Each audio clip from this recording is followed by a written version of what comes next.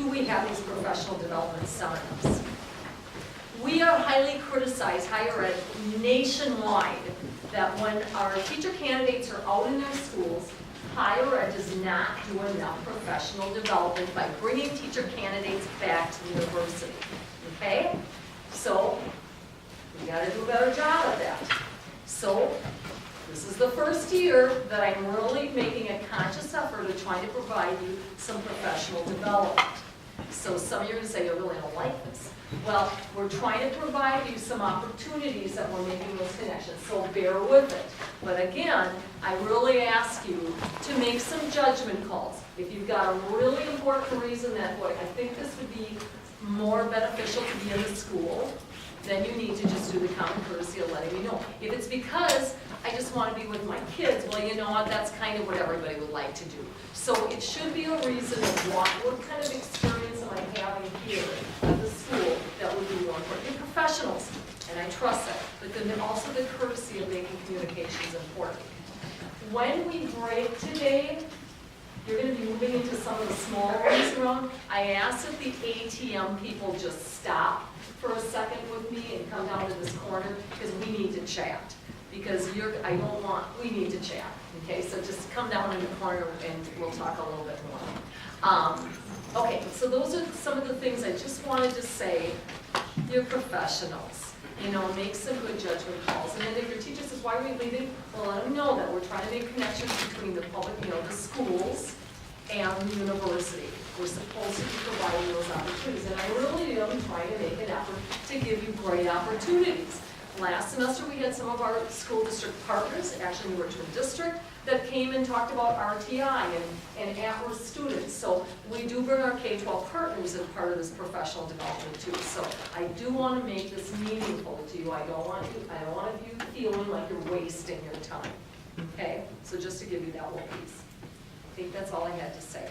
If you came in late, you should have made sure you got an agenda out on the table and you got a blue sheet. If you didn't do that, go run and get those because Stacey's going to get started. I think that's all I really had for as far as announcements go. All right. April, thank you. So as you know, to challenge you to be the best possible future teachers, we are having you do the edTPA instead of the Gate 2 portfolio because we think in the long run, it's going to benefit you. It's going to challenge you to be an excellent teacher. So we're going to get started today, and hopefully by the end of today, you'll have a lot more familiarity with the edTPA, where your resources are. You'll choose which edTPA handbook that you're going to use in the teaching placement. Some of you have a lot of choices, and some of you, it's going to be a pretty obvious choice. But we'll get you, we'll explain Talk and Wire and how that's going to help you complete the edTPA. And so after today, if you really wanted to start the edTPA tomorrow, you could. It'll be completely up to you.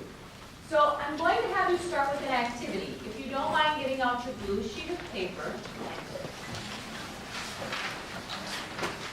I want you to think about and respond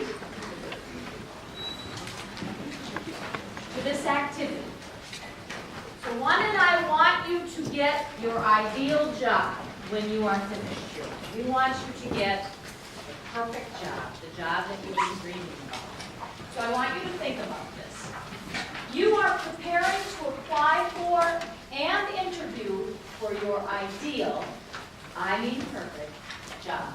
What I'm saying is you really want it. So, on your blue sheet of paper, write down some ways you would answer a question on a job application that asks, how do you plan for instruction?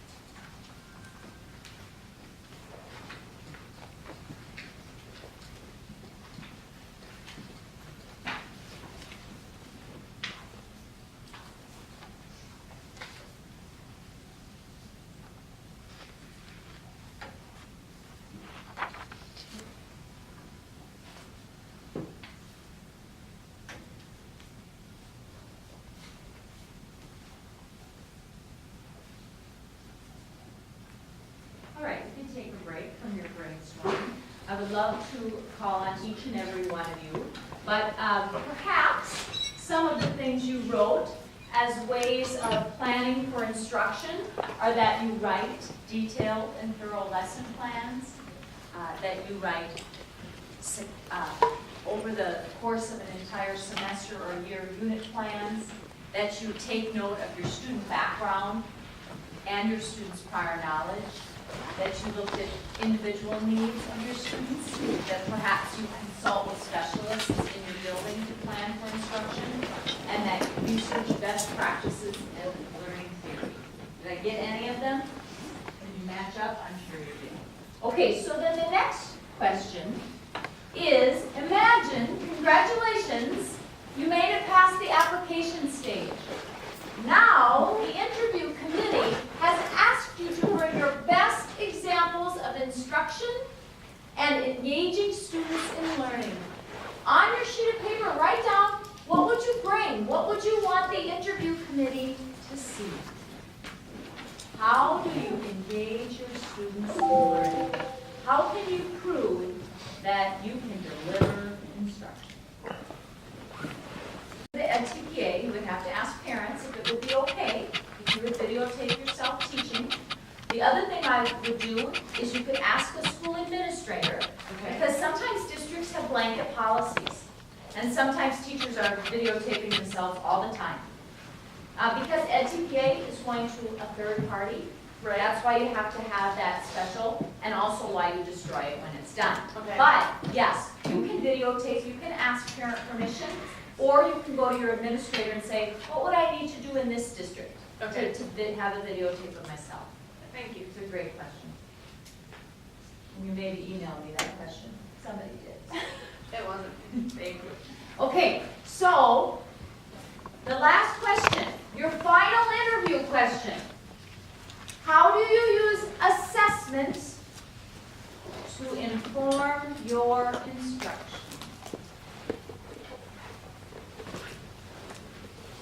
This is what the principal will want to know.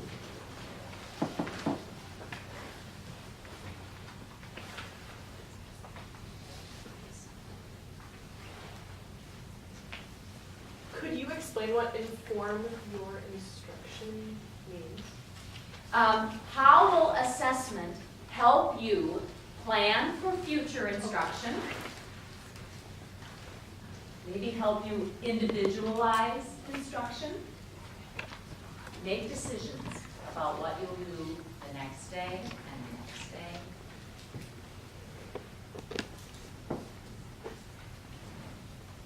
That's a really important question because that should be the only reason you're teaching. Could you explain what inform your instruction means? How will assessment help you plan for future instruction? Maybe help you individualize instruction? Make decisions about what you'll do the next day and the next day.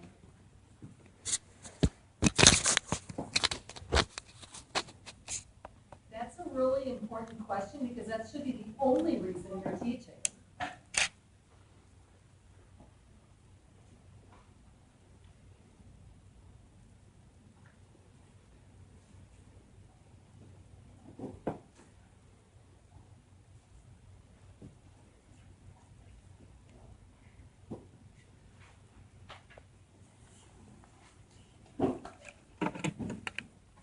Shouldn't interrupt, but here's a question that follows up that question. Are you an assessor or are you an activity designer? Think about that. And is there one better than the other? Are you an activity designer or are you an assessor? I hope we're not activity designers. We're going to the apple orchard because I know those kindergarten kids are just going to have such a good time when we go to the apple. Well, why are you going to the apple orchard? So just I'll throw that back to the question.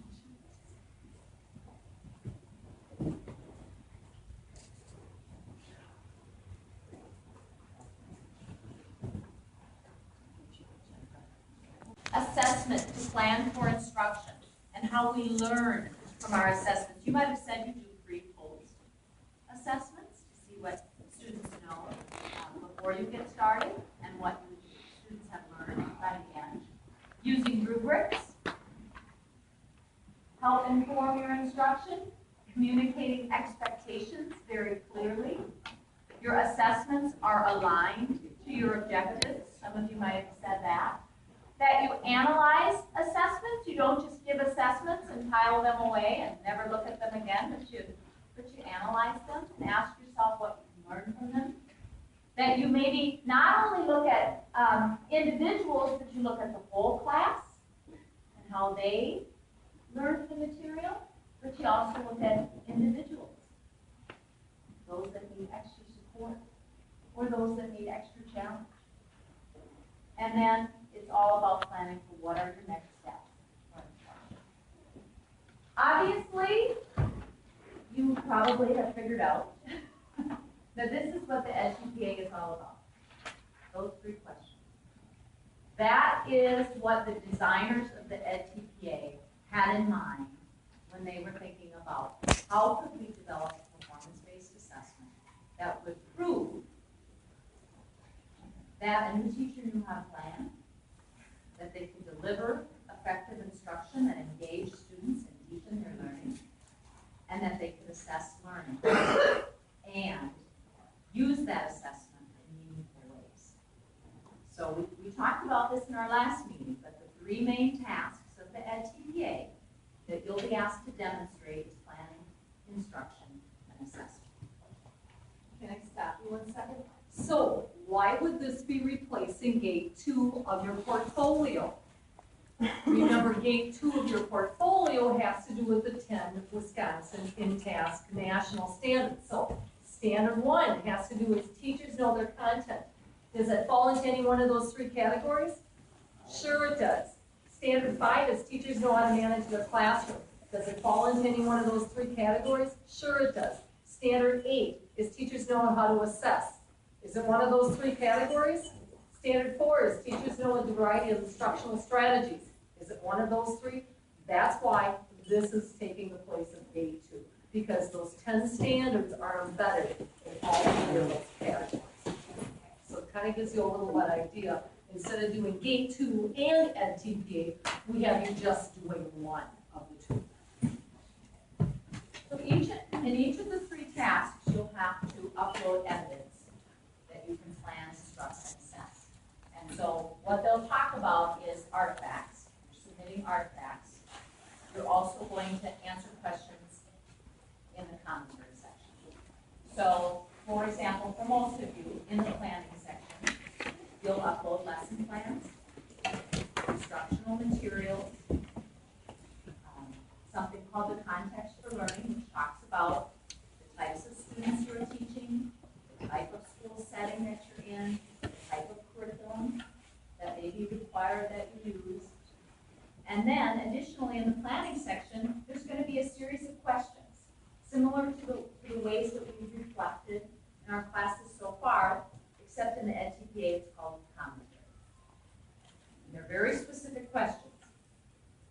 They're not going to just have you reflect on your teaching. They're going to ask you specifics about how you plan for instruction. During the instruction task, you will be asked to upload videotapes of yourself teaching.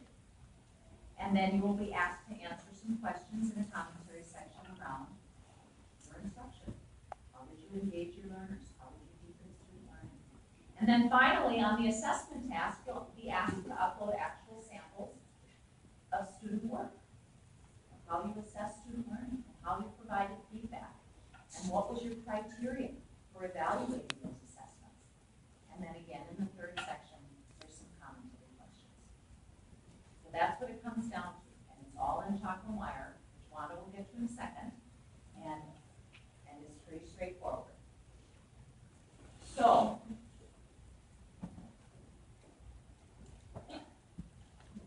one of the things that you'll be asked to look at today is the handbook that you choose to use. Elementary education majors have a choice of elementary mathematics, elementary literacy, or sort of a combination of the 2 elementary education. Most of you who are K-12 or secondary, you probably have one handbook. And when you look in the handbooks, there are these pages that give us an overview of the planning, the assessment, or the planning, instruction, and assessment. And these are pages I want you to find today in your handbook.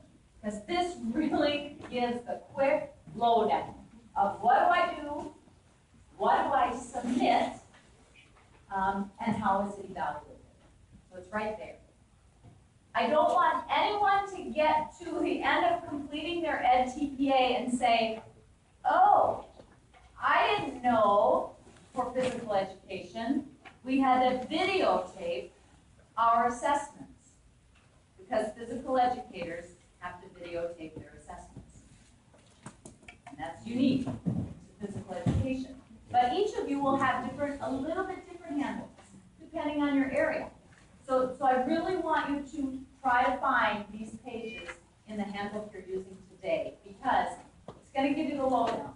If I were doing elementary literacy planning, I would have to have a context for learning. I'd have to submit my lesson plans, my instructional materials, the assessments for those lessons, and my planning commentary. And that may be slightly different for each of you, depending on your handbook. So what are these pages called? The task overview. Yep. And you'll see it when you scroll through your handbook, which is right on Chuck and Wire, you'll find them pretty quickly. It looks like this.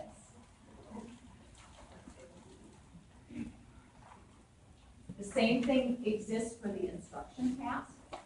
And so you'll see, what do I need to submit? There's two things for instruction for this handbook: video clips and instruction commentary. And the nice thing is it gives you, in the handbooks, it gives you the specific. How many video clips can I upload? How long can they be?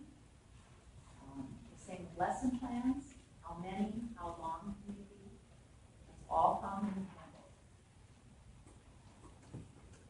And of course, finally, assessment.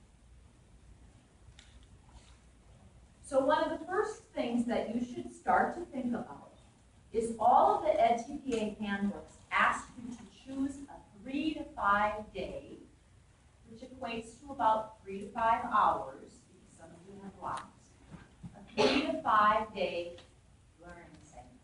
So you need to start to think about what would be the best 3 to 5 day learning segment that I'm going to teach you that I can use for my edTPA. 3 to 5 continuous days that have a central focus. Start to think about that. That's one of the first things that you'll want to do, because once you nail that down, the rest will come, will start to make a lot of sense, but you have to choose a 3 to 5 day. Does the particular lesson, or like that lesson, I guess, does that have to be contained within that 3 to 5? The one you videotape should be one of the 3 to 5. I guess so for like, could it extend go beyond what we can in those 3 to 5 days? Like, could it be part of the? Right, yes, because in reality, you're right, it could be much bigger, right? Okay. Yes, but make sure that the 3 to 5 you choose are continuous. Okay. You know, it's not this one and then the one at the very end when it was a 10-day unit. Okay. Right. And you art music is by ed, if that's, because I know you don't always see your kids every day. But you gotta think, okay, what would be those consistent lessons? Okay. Thank you. And then you, again, for those who are K-12 and secondary, you're gonna pick one class. Okay, one class. Obviously for elementary, obviously the same kids. Most of them all day, although you do some moving, but it's that one, you're just picking one class, one period of students that you focus on. And not 3 to 5 days. So that if you're videotaping, you see the same kids throughout.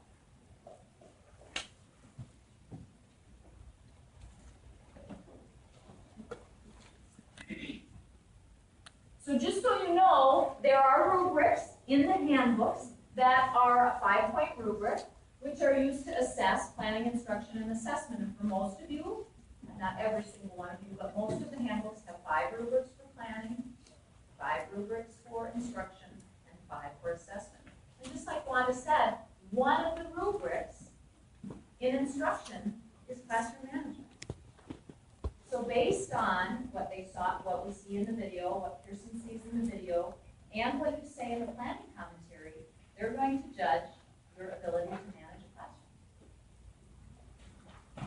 And so it'd be a good idea to take a look at those 15 rubrics and just see what exactly are each of them focusing on. What are those 15 rubrics all about? They're slightly different for each of your different handbooks. And before you ask Stacey and I a question about, well, should I use this, what do you think about this, and am I including this? Look at the rubric. The rubric will probably answer your question.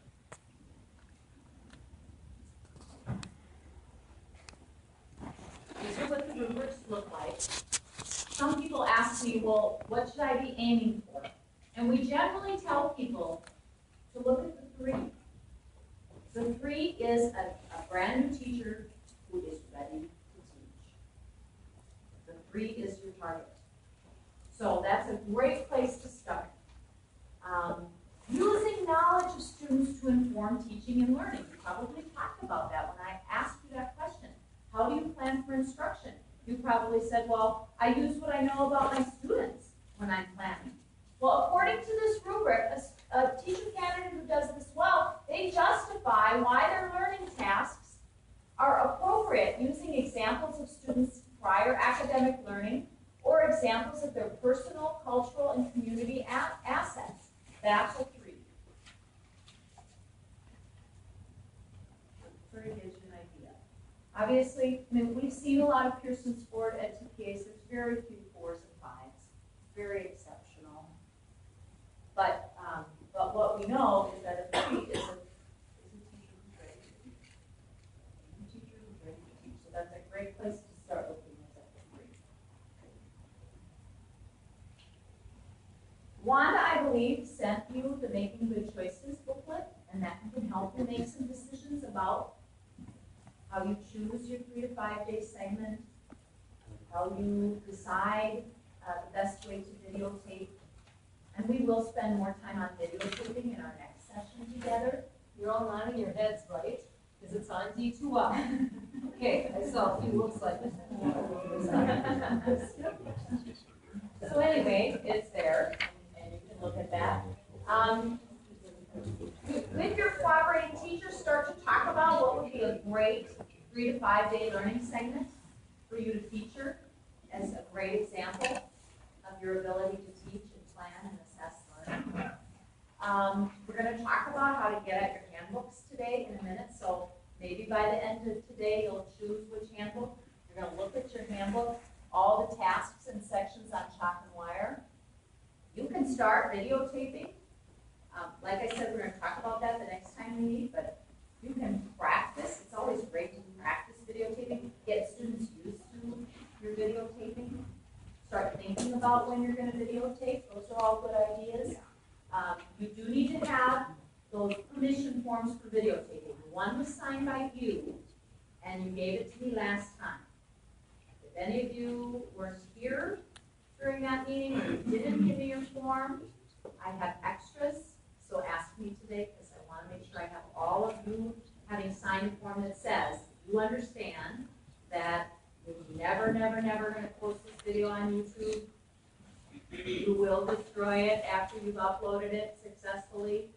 That this video that you create, this assessment can't be used anywhere else.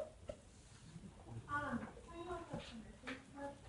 I think I read this somewhere, but there's an updated version of what we're supposed to use. It had a few typos, and I think maybe the date was one of them.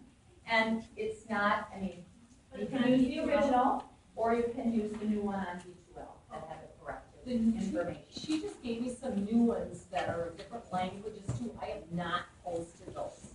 I will post those either today or tomorrow, so keep your eyes open for that. For sure we have them in Spanish, and we may have a few other languages too. Some of you don't. So that's the letter that goes home to parents and needs to be signed by parents. So when you have your classroom set ready, I'll take those. Is there a certain date you need those by?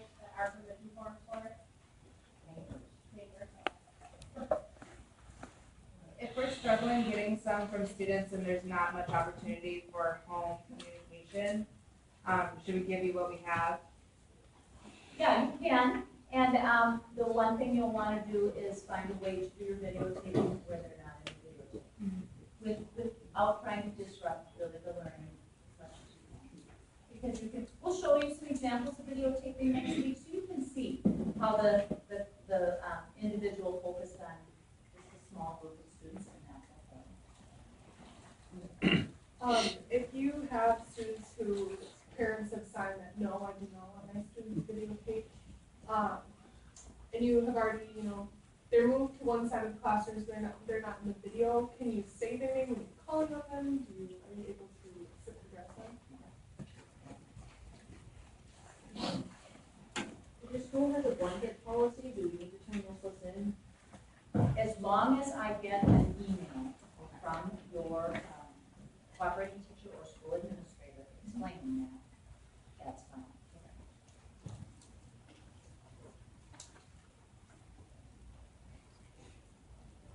So a couple of other things that I wanted to tell you, I think that's getting started.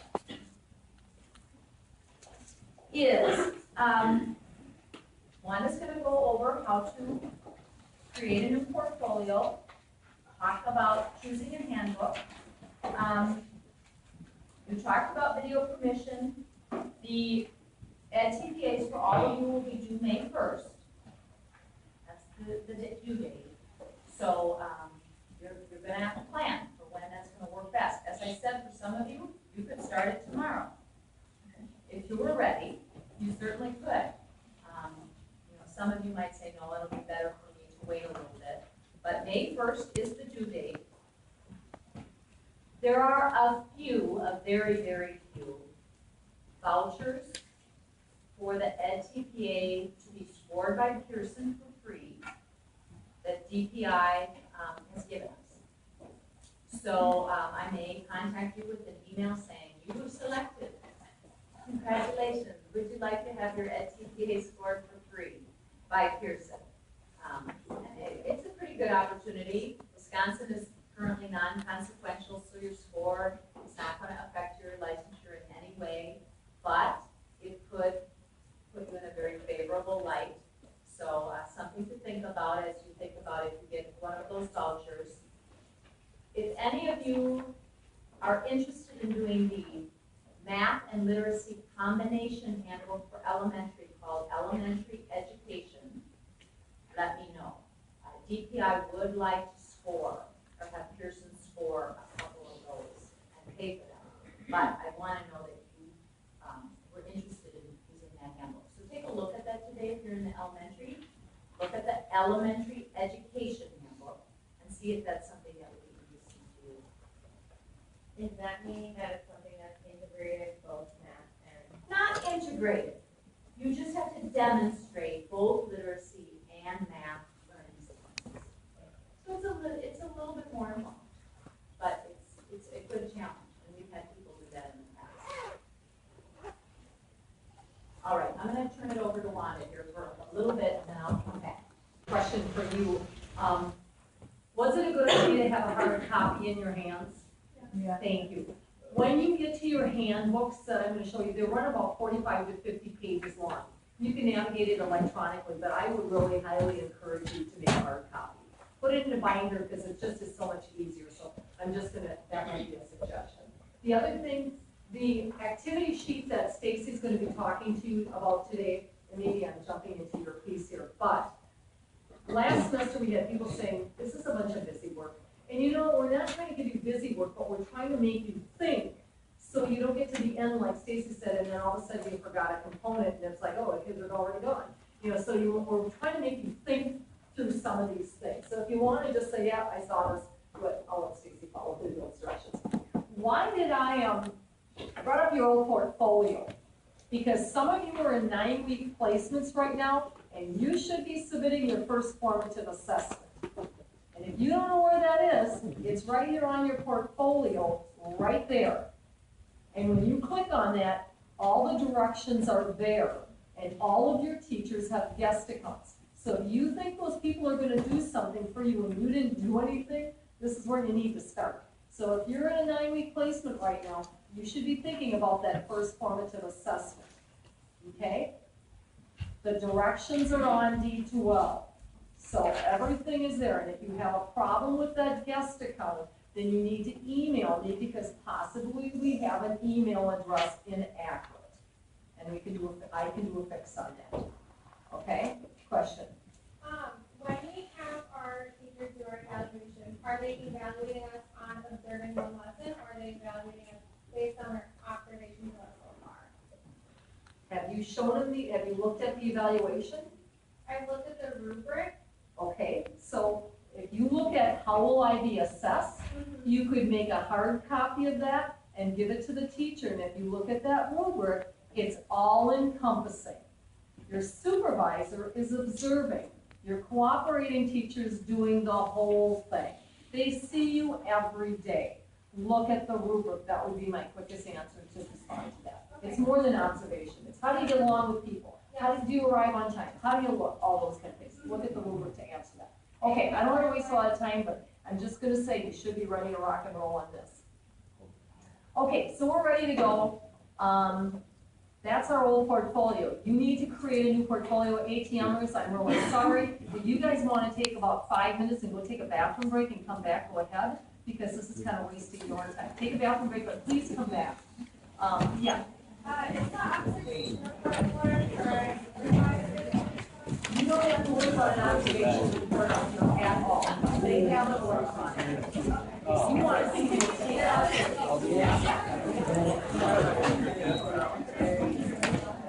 Okay, here we go. ATM, this is a whole pilot group that we've got going on. They've started back, they've been working on this, so that's why I'm dismissing them. Okay, so we're gonna start our new portfolio. So if you've got an electronic device right now, you could do this. I go to the 3 horizontal bars, bang. I click on work. I click on my coursework. And way over here it says new portfolio. I'm going to create a new portfolio because I'm being you right now. So I click on new portfolio and I want to give it a name. And I would say I would give it a different name than your other portfolio. So if I call myself Wanda Schlesser on the first portfolio, I probably don't want to call this my Wanda Schlesser portfolio. I probably want to call it my Wanda Schlesser edTPA portfolio. So I'm going to start a new portfolio. I'll say Wanda edTPA. Okay. And now I need to find that portfolio.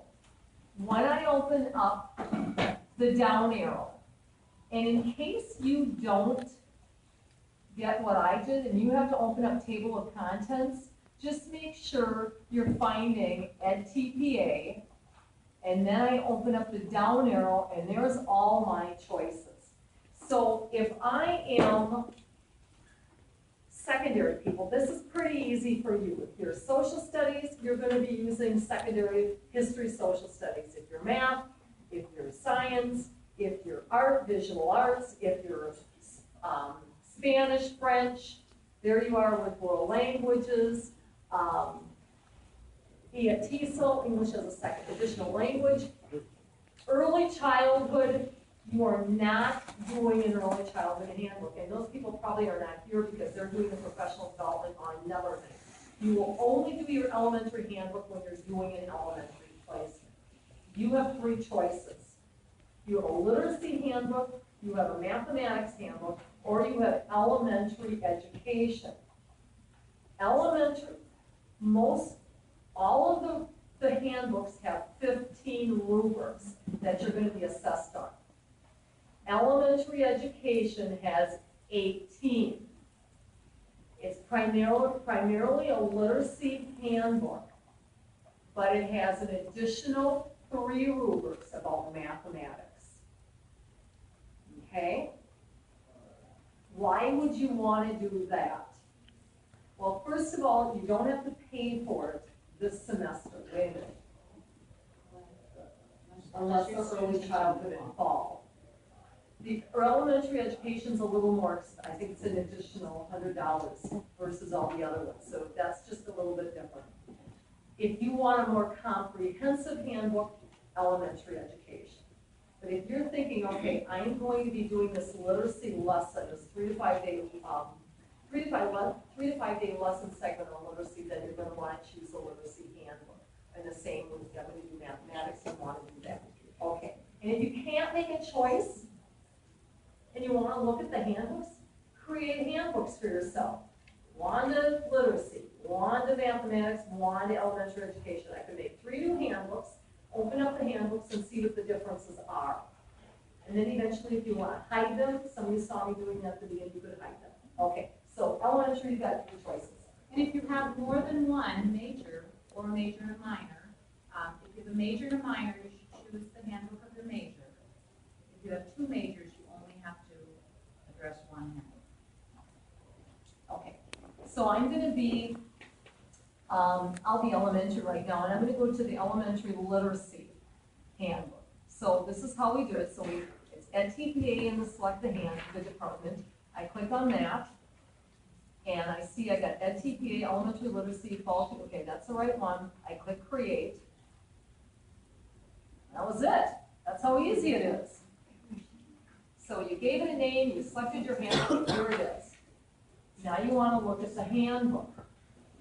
So when you go to the planning for instruction and assessment, when you open that up, oh, did I do something wrong already?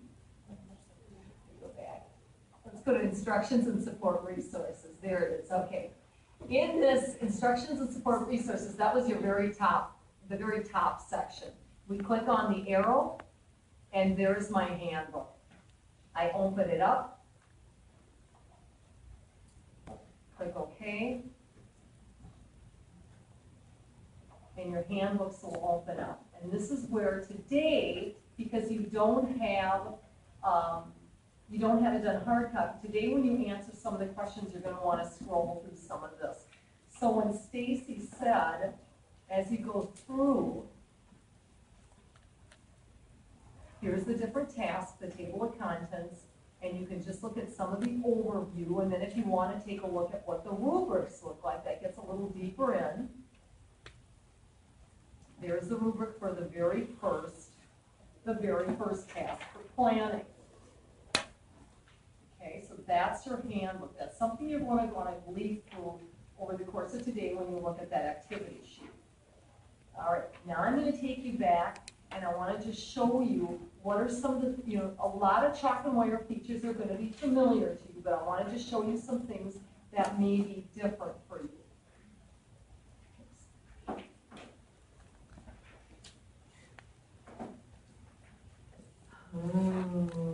Exercise sheet, okay.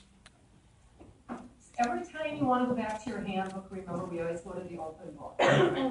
When you're ready to upload any of your documents, you just want to open up that document. So this one's the context for learning. All of the instructions will always be on here.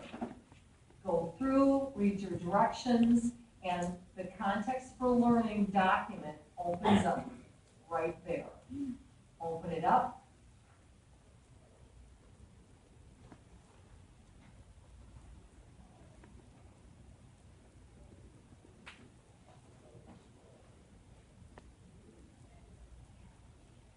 Up.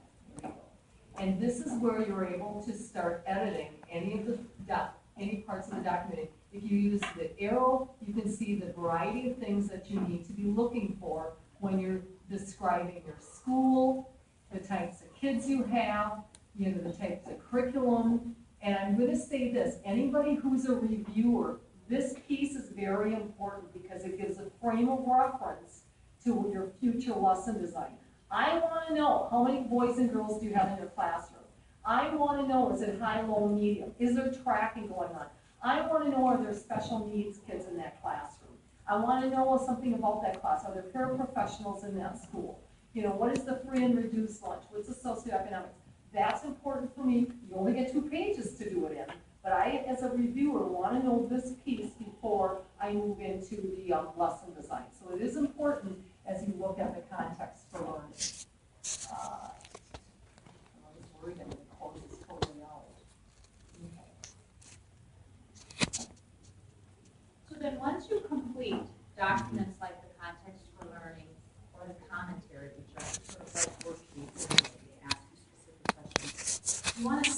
those on your desktop, so then you can upload them as artifacts.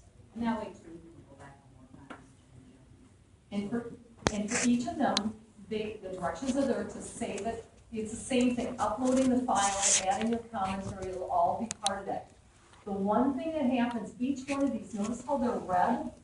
I don't know what it's red. Oh, they are red. Mine was all red. They're red. And as soon as you upload something and it's done, it will turn green. Okay, now, the reason this one is green is because task 3, part A, you're going to be asked for 3 student samples of student work. So you got a high student, a medium student, and a low student. A lot of times when someone uploads those student samples, they also have the feedback on those sheets. A lot of times, either they'll have their own handwritten notes on it, or they'll have little sticky notes on there as well. And so not only is the student work sample there, the feedback is also on that document. That's why that one's green. If you want to have student sample work with no feedback on first, you can do that. And then you can add your comments after the fact, and you can still upload it to task 3, part B. But that kind of gives you an idea of what everything is going to look like by the time you finish. Everything should be green, and that's when you can submit. You will not be able to submit until every single task is completed. And as a matter of fact, it won't let you submit until every task is completed too. Like Stacey said, it's going to be due May 1st. You'll be submitting all of those to me. And then I'm going to be distributing them out to local assessors. But you will be submitting those to me, just so you have an awareness of that. Okay, that's kind of the overview. So what do you need to do, and I'll turn it back to Stacey, you need to decide on the handbook, and you need to start becoming familiar with the handbook, and then you can do some playing around too, as you start thinking about what is that lesson design and those kind of things. So I'm done. Activity. These are some things I'd like you to try to accomplish today, not necessarily fulfilling the sheets in great depth, although you can do that and turn it in today and then we'll get it back to you next time. And let you know, we will get these back to you. So feel free to jot down any notes that you want. I want you to try to create a new portfolio on chalk and wire, choosing hopefully the handbook you'll use, but if you decide to go with a different handbook, that's okay too. Answer, what handbook you chose. This is where some people got in trouble, is they didn't really look at exactly what do I need to submit and in what format. Because as I said, for some of you, it's more videos than others. Some of you can use a lot of video. Early childhood uses a lot of video, because obviously they're not doing a lot of writing to the students aren't maybe doing a lot of writing to them. There's a lot of video, and that's appropriate, and other disciplines as well. So while you think about it, in planning, what do I submit and what format? In instruction, what do I submit? And you can explore even deeper, say, well, how many pages can a lesson plan be? Or what's the maximum? There is a maximum of how many pages a lesson plan can be. There's a maximum of when you type in those commentaries. There's a maximum. You can't go beyond a certain number of pages for those commentaries. Find the context for learning. I want to show you where that is. Just glance at it. Give yourself an idea of, oh, what could I answer already? I know a lot about my students. I know a lot about my school, but what don't I know? What might I need to ask my cooperating teacher? Start thinking about your central focus. What would be the central idea, the central theme, is not maybe the right word, central focus of your lesson and plans. Find the planning commentary. Think about, look at some of those questions that are in those commentaries. Are you needing clarification already? What are some of your initial thoughts about how you're going to assess this learning segment? And then have a peer look this over and sign it, just to know that you're discussing with someone else. That's a big part of these seminars, and something that a lot of students thought was really valuable, because even though this is a formal assessment, you can ask peers. You can ask each other, because it is your lesson. It's your lesson segment. It's your students. You really can't cheat with a peer, because it's got to be reflective of your situation. but you can help each other clarify what questions are asking and what types of artifacts they're submitting. So that's perfectly fine. Any questions about that? I have a question about just in general. So, I've been talking to my supervisor and I was trying to get more information about edTPA and she was telling me how they're not really allowed to give us advice about that. Why? Because they're supposed to be helping me out, right? And then, who do I go to? Who am I allowed to ask for, advice on that? Well, we have a great document of appropriate support, and so we'll make sure that's on D2L, if it's not already, so you could give it to your supervisor or your cooperating teacher. Because, yeah, there are some, I mean, they should not look at a commentary question that you answered and say, you forgot to include this. This is not right. Cross this out, it's not right. There are things they can't do. Because it really, we want to see where you're at in your preparation. Obviously, it's a little different for you because your goal is to hand in a complete edTPA. Students next semester, their score is going to matter. So for you, you know, you don't have to hit a certain mark because we're still piloting. But you do have to hand in a complete edTPA. So the consequences are a little bit less still. But we do have a great document because same with Wanda and I. You can ask us questions and sometimes we'll say, yep, here's what you need to do, or here's where you need to look, or here, you know, there's certain things, and we know better probably because we have had a lot of training. But sometimes we might say, look at page 55. we can't give you a lot of information, you know, because we know what kind of support, but we do have a great, just a one page, it really helps, I think, clarify sometimes for people to know what they can. Because you can talk through what the best learning segment is to do, that's okay. You can talk that through. Okay. But there are certain specifics once you start writing about your planning that they probably shouldn't give you answers to. Would you like me to bring a hard copy of that at the next meeting? I just got it from AACTE, what's the role of the cooperating teacher, so it answers their questions. And I took a copy of it because I was gonna wait for next fall. Well, I'll make a hard copy, you don't even have to pull it off the D2L, I'll bring it to you, and you can just give it to your teacher, and so they have a very clear. It wasn't my teacher, it was my supervisor. She's not. She wants it now. No, it's not my cooperating teacher that I was asking for advice for, it was my supervisor. And I was assuming that my university supervisor would be able to help me out with this sort of thing because it's through the university. Wait, your university supervisor was asking that question? She wanted No, help. she was asking help. Supervisor about edTPA. She had questions about it, and thought Your she would go to her supervisor had supervisor. questions about I asked my supervisor a question and she's like, Oh, I can't I talk get to it. you about this. Okay. because the supervisors know very clearly their role, so it's like, what's that, who's your supervisor? No, I was just wondering why I wasn't allowed to ask advice. Fine, I only say the supervisors, because in the past with gate 2, oh my gosh, people would submit gate 2 to the supervisors, and the supervisors would help you get a passing score, and say, no, that's not good enough, you don't have this, and this. Well, that's not the case anymore. Now you submit it, the only thing the supervisor's allowed to do is to guide you, say, did you get your 3 to 5 day lesson segment? You know, can I help you with your videotape? Can I hold the camera? That's it, but they can't be proofing and giving you guidance. This is your work and your work alone. So I'm sorry, I misunderstood. I train these people, it's like, that's okay, anyway. So, unless Wanda has any more announcements, we're gonna have you go into groups. In some of the rooms here, we have the Apple River room, the Oak Alley room. And then there's 2 over here. I'm getting old and forgetful. By the time I got to that side, I forgot the names. So there's 2 over there, and the 2 signs start at 2:30. So you're looking for teacher education starting at 2:30. So a couple of Two here things, and 2 over there. a couple of pieces of advice, once the rooms hit 20, right, you know, those, we wanna be comfortable too. Try to make sure you're in a room with at least one other person from your licensure area, because, you know, and then it's okay really to be in mixed groups, because sometimes we really can help each other out with some issues. At 4:40,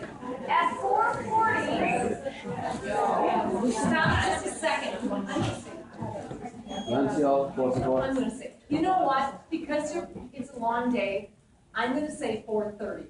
In the next 35 minutes, with your, the groups that you're with, you need to think through these sheets, and I ask you to fill them out to the best of your ability, and you're gonna put your names on it and leave them here, because that kind of, I do go through all these, and it gives me some guidance that you have some questions, I don't know it, so the next time we meet again, I can kind of think, okay, everybody had a question about this, so I better address it.